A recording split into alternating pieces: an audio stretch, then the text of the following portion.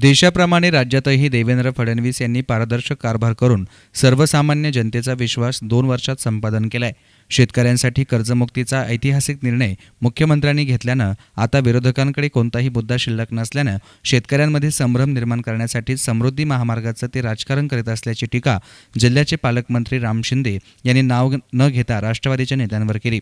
पंतप्रधान नरेंद्र मोदी यांना पंतप्रधानपदावर आरूढ होण्याला 3 वर्ष झाल्याबद्दल सबका साथ सबका विकास हे ब्रीदवाक्य घेऊन जिल्हा भाजपचा जिल्हास्तरीय कार्यकर्ता मेळावा शिर्डी येथे काल पार पडला. या प्रसंगी राम शिंदे बोलत होते.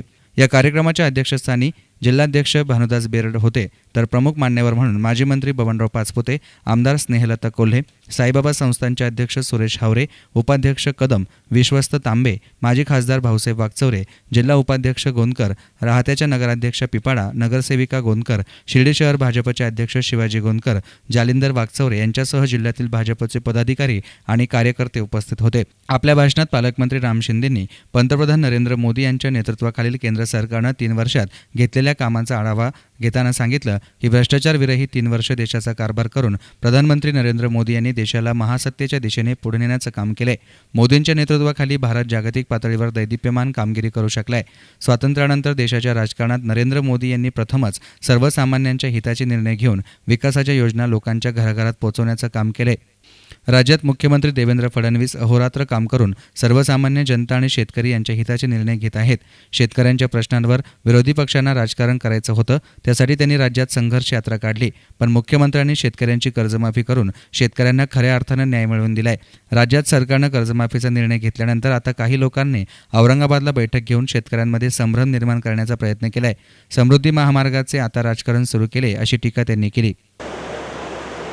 केंद्रातल्या सरकारला 3 वर्ष पूर्ण झाली 26 मेला आणि त्या अनुषंगानं सबका साथ सबका विकास हे ब्रीदवाक्य घेऊन देशामध्ये आरूढ झालेलं हे भारतीय जनता पार्टीचं सरकार मोदींच्या नेतृत्वाखाली अनेक कल्याणकारी लोकहिताचे निर्णय केले आणि त्या अनुषंगाने संपूर्ण देशभरामध्ये एकदा 2014च्या निवडणुका झाल्याच्या नंतर अनेक निवडणुकामध्ये आपण यश संपादन केलं आणि हे यश संपादन करत असताना खऱ्या अर्थानं देशातील नागरिकांनी आपल्या पार्टीशी सक्षमपणे आपला पाठिंबा उभा केला आणि हा पाठिंबा उभा करण्याचा हेतू म्हणजे गेल्या 3 वर्षाच्या कालखंडामध्ये आपले लोकप्रिय पंतप्रधान यांनी घेतलेले निर्णय.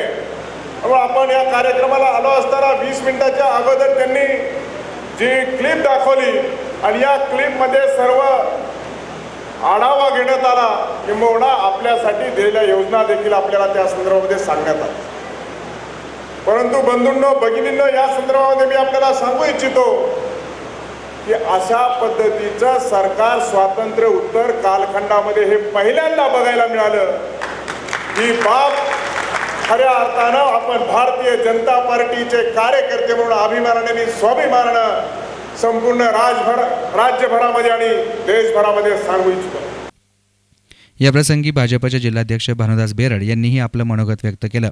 या 3 वर्षापूर्वी केंद्रामध्ये भारतीय जनता पार्टीच्या नेतृत्वाखाली माननीय पंतप्रधान नरेंद्र मोदी यांचं सरकार सत्तारूढ झालं आणि 2.5 वर्षापूर्वी महाराष्ट्रामध्ये माननीय मुख्यमंत्री देवेंद्र फडणवीस यांच्या नेतृत्वाखाली पक्षाचं सरकार सत्तारूढ झालं आणि त्यानंतर खऱ्या अर्थाने या देशामध्ये राज्यामध्ये विकासाची गंगा सुरू झाली आणि या विकासाच्या गंगेमध्ये काल झालेली शेतकऱ्यांसाठीची कर्जमाफी ही माननीय महाराष्ट्र सरकारने शेतकऱ्यांना दिलेली ही फार मोठी भेट आहे. मी या बैठकीमध्ये आपल्याला आवाहन करीन की आपण महाराष्ट्र सरकारचं जोरदार टाळ्या वाजवून एकदा आपण अभिनंदन करूया. तर कोपरगावच्या आमदार स्नेहलता कोल्हे यांनी या प्रसंगी भाषण केलं. शांतपणे सगळा 4 तास कुठलाही मुख्यमंत्री आतापर्यंत शेतकऱ्यांच्या प्रतिनिधींबरोबर 4 तास सातत्याने बोललेला नसेल याची मला 100% खात्री आहे. आणि हे जे काही मुद्दे नंतरच्या बैठकीत संपाच्या वेगवेगळ्या पक्षाचे शेतकरी संघटनेचे नेते समोर येऊन जी चर्चा झाली, या सगळ्या विषयांची चर्चा ऑलरेडी आमची त्या पहिल्या मीटिंगमध्ये आटोपलेलीच होती. परंतु मुख्यमंत्र्यांनी सांगितलं होतं की प्रामुख्याने विषय आपण थकीत 80% जे अल्पभूधारक आहे त्यांचा विचार करूया आणि नंतर बहुभूधारक असतील किंवा प्रामाणिकपणे शेतकरी जो कर्ज भरत असेल त्यासाठीचा मी नक्कीच विचार करेन. कारण प्रामुख्याने बहुभूधारक हा मराठवाडा आणि विदर्भातला होता, तरीसुद्धा मुख्यमंत्र्यांनी प्रश्न सोडवला तो अल्पभूधारक थकबाकीदार शेतकऱ्यांचा. यानंतर जिल्हा परिषदेतील भाजपचे गटनेते जालिंदर वागचौरे, भाजपचे शिर्डी शहराध्यक्ष शिवाजी गोंदकर यांची भाषणं झाली. तर या कार्यक्रमाचं सूत्रसंचालन डॉक्टर श्रुती धनेश्वर यांनी केलं. कॅमेरा पर्सन अजिंक्य गोरे, एस9 मीडिया, शिर्डी.